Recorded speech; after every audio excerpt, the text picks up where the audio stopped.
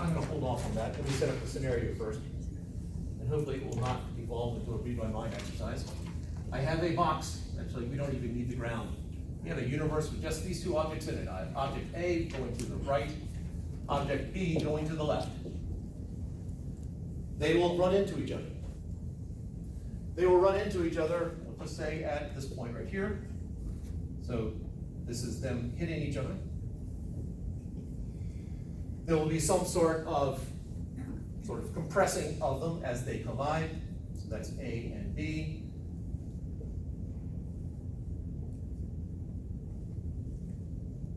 And then they will separate.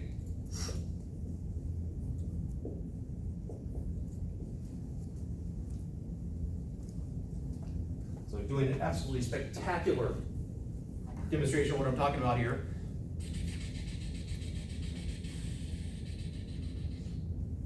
Okay. No doubt that just solidified it.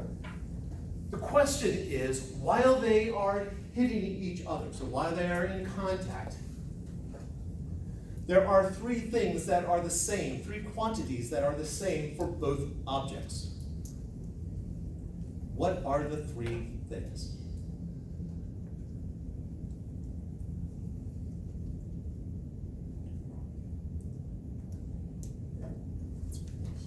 Pardon? I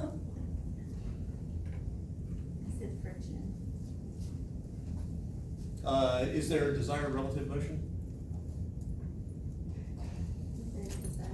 If they hit like that, hit straight on.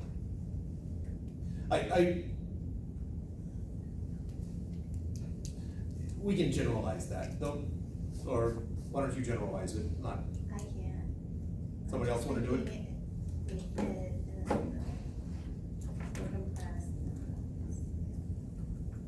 I didn't hear you say. Sorry. I'm trying to process this. Friction is too specific. Position? Positions will be different because they are definitely in two different spaces, two different places. The direction they're heading is positive? Not necessarily. When they first begin, the way I have it drawn there, B turns around and A doesn't. A turns around, but not at the same time. So they start out going opposite directions. They end up in the same direction, and then they go opposite directions. That's the more generalized. What about the force?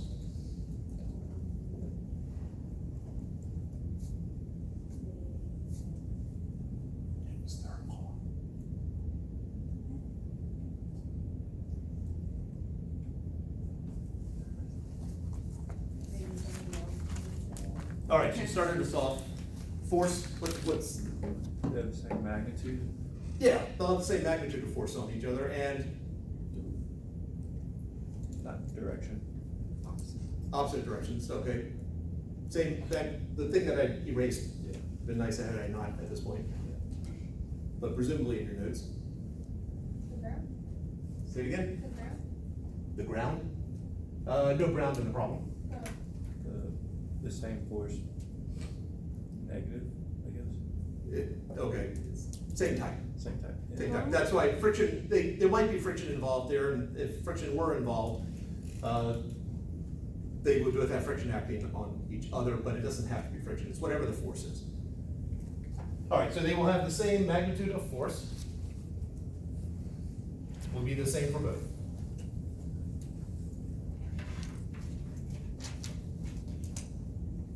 Same type of force. Okay, and same type, so I'm gonna bundle all the, we've taken care of force at this point. Momentum. Too soon. Okay. They won't have the same momentum, but we'll get into that. Total change. Total change. But of the things that we have gotten up to through chapter 5, Acceleration. no, even though the same force is applied, the magnitude of the accelerations would be different depending upon what their masses are, Yeah. or most likely different. But the directions of the acceleration definitely would not be the same, since the direction of the force is not.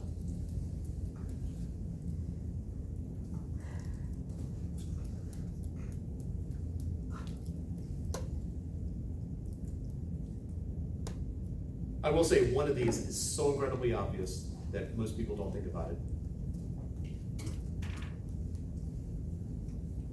They hit at the same time. Pardon? They hit each other at the same time.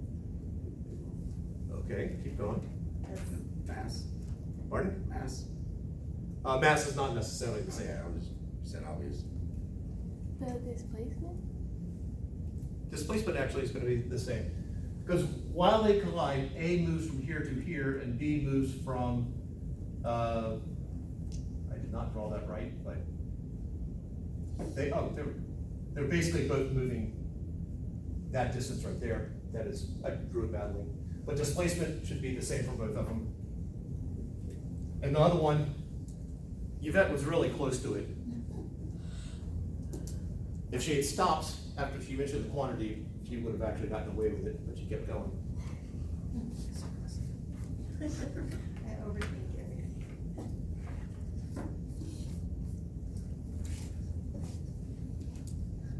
Can you explain those zeros you just drew? I would rather not. That was, because I drew this.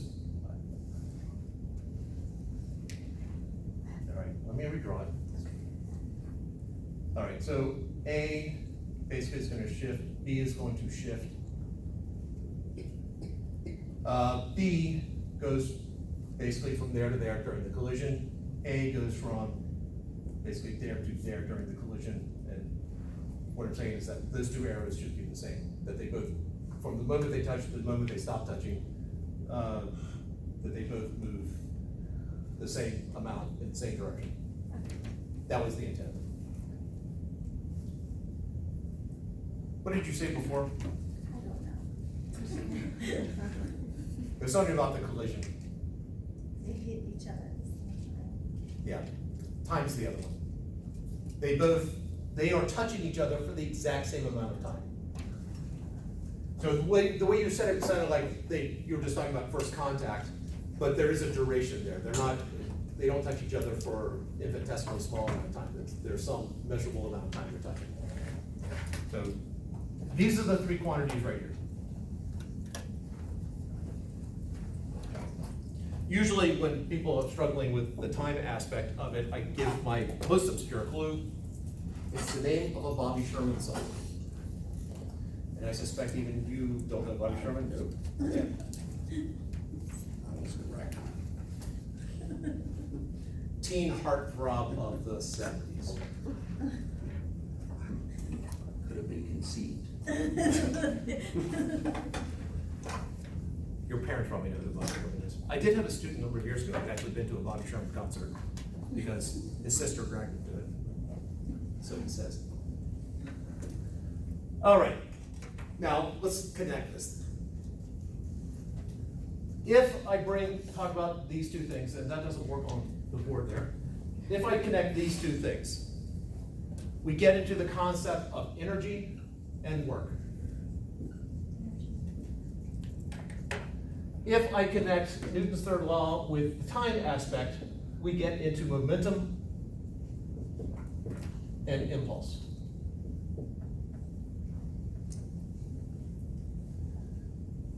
Momentum and impulse is chapter 6. Energy and work is chapter 7.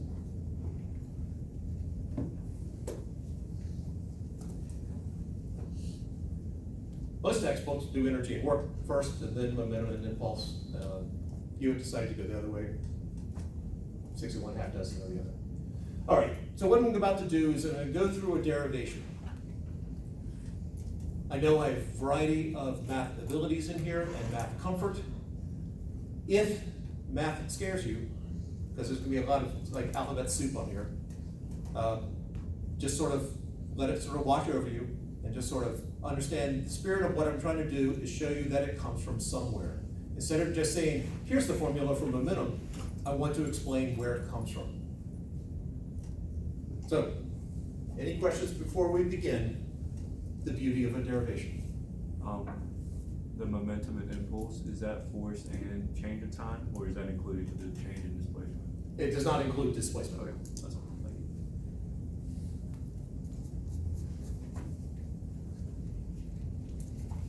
All right, here we go. Newton's third law, we start out with Newton's third law, that the force on A from B, the force that B exerts on A, is equal to the negative of the force that A exerts on B. All forces have a source and a receiver or target. The first letter is the target, the second letter is the source. I'm making the claim that they touch each other or interact with each other for the same amount of time. So I can multiply both sides by the amount of time that they touch. So F AB times time equals negative F BA times time. All I've done is just multiply both sides by whatever the time they are touching each other. From Newton's second law, what does force equal? Mass times acceleration. So what we're going to do here, this would be the mass of A times the acceleration of A, and let's stick with the same notation, lowercase a. The acceleration of A times time is equal to the mass, negative mass of B times the acceleration of B times time. All I've done is just substitute F equals ma into my equation. Now we're left with acceleration times time. What is acceleration times time?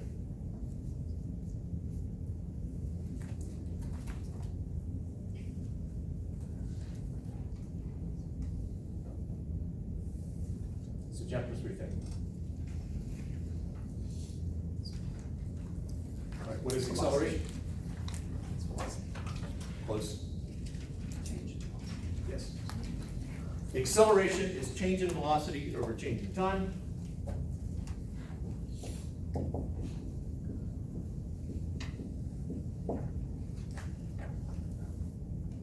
And so if I cross multiply, I get acceleration times change in time is equal to 1 times change in velocity. So it's just change in velocity.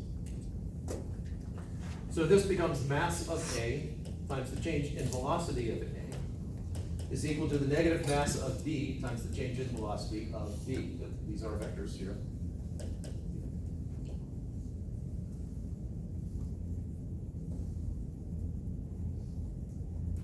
Change. How do you do change? How do you calculate change? So I got mass of A times V final of A minus V final, the initial of A is negative V mass of B times V final of B minus V initial of B.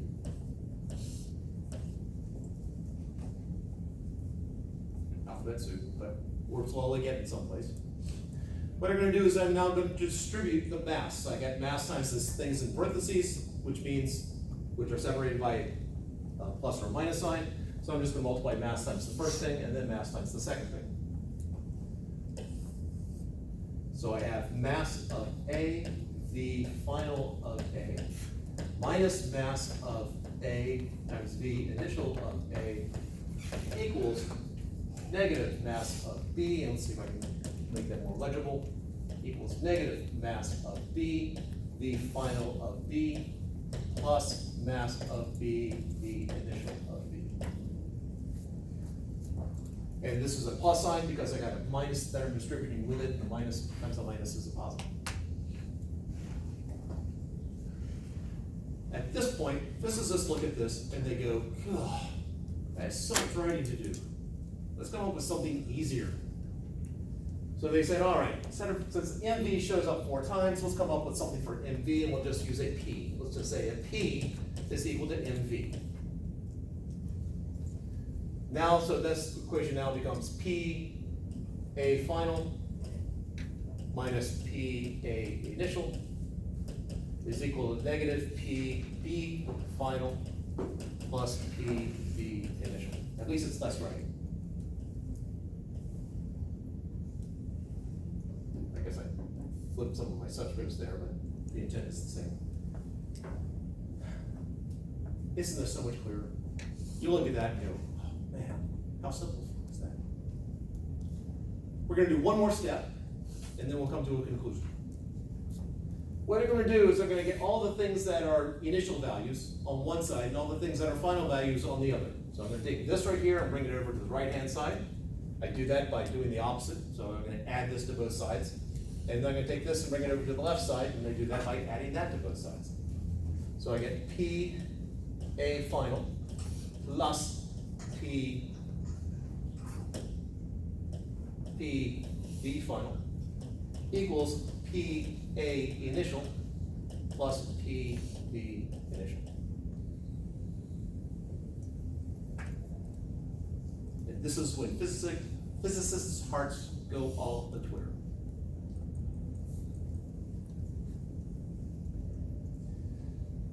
What we have here, and why this is of any importance at all, I have this thing that I've labeled as a P right here. That if I look at my total, the total that I have initially, and the total I have finally, they are the same value. In physics, this is known as a conservation law. Whatever P is, it is conserved, that the total that I have initially is equal to the total finally. Conservation laws make a whole lot of calculations so much easier if you use it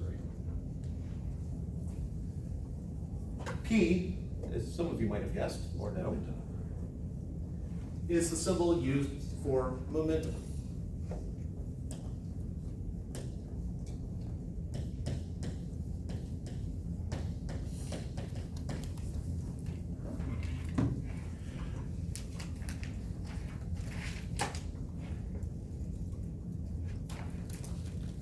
If we look at what we developed here, I don't switch sides on anything until this step right here. From here to here, that's when I move things from one side to the other. So up until this, up to here, everything on the left-hand side is equal to each other, everything on the right-hand side. In other words, so I guess after that we would multiply, but this is equal to this. This is a final value minus an initial value. This is just the change in momentum of A.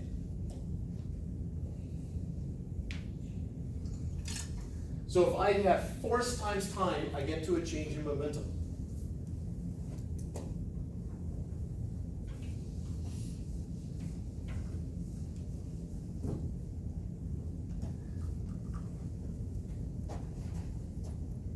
So concept number one,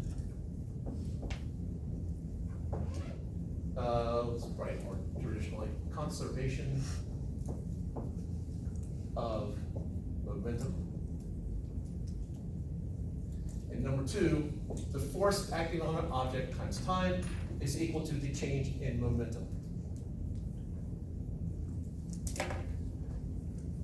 These are two big concepts.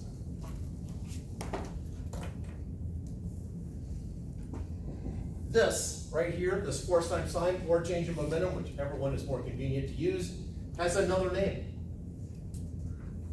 And potentially tied with the most obscure clue I ever give. If someone suddenly brings you flowers, that is called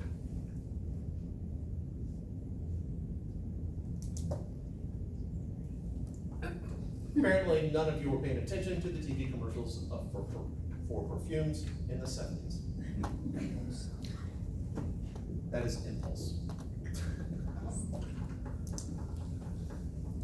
Sometimes students will throw in things like, it's nice, but that's not what they call the perfume. And in one of the documents, I think in one of my commentary documents for chapter 6, I give a link to the app just in case somebody wants to give it a view. Don't know if they even make that perfume anymore. All right. Yeah, great. I'm sure you're all thinking, that's incredible. If we stopped right now, it still would be so worthwhile. But let's keep going. Just blow your mind. So let's give you something really to brag about when next time you see family members, because they love hearing about this stuff. I assume. You know from experience. Was that? I said you know from experience. Yeah. Sure, my wife talk about her desire to learn more about my doctoral dissertation, as I was working on that. She said, the only time you ever explain it so I understand it is when you're telling other people. You assume I know everything that you've ever said before now.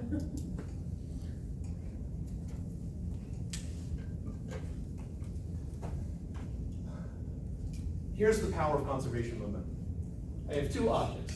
We'll take, I have a mass of 5 kilograms heading to the right. I have a mass of 3 kilograms heading to the left. The mass of 5 kilograms is going 3 meters per second to the right. Let's do a different number, sorry. 4 meters per second to the right. The 3 kilogram mass, we'll just say it's 2 meters per second to the left. They are going to collide into each other and stick. Excuse me. So this is before, after. So after I've got, well, they're stuck together, so it's an 8 kilogram mass now, traveling at some final velocity. Now what's happening while they are touching, before they're going the same velocity, we don't care about. This is the power of conservation momentum. All we care about is what's happening at the beginning, and we can predict what's going to happen at the end. So first thing, we need to figure out what is the momentum of the objects initially. So I'm going to put a little subscript 5 for the 5 kilogram mass, and I'll do a subscript 3 for the 3 kilogram mass. It is a vector, and I know it's equal to the mass of the 5 kilogram mass times the velocity of the 5 kilogram mass. What is the initial momentum of the 5 kilogram mass?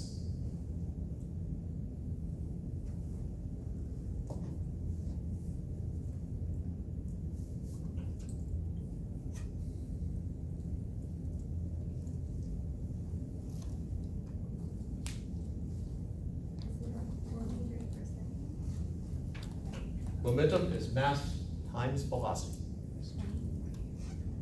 25.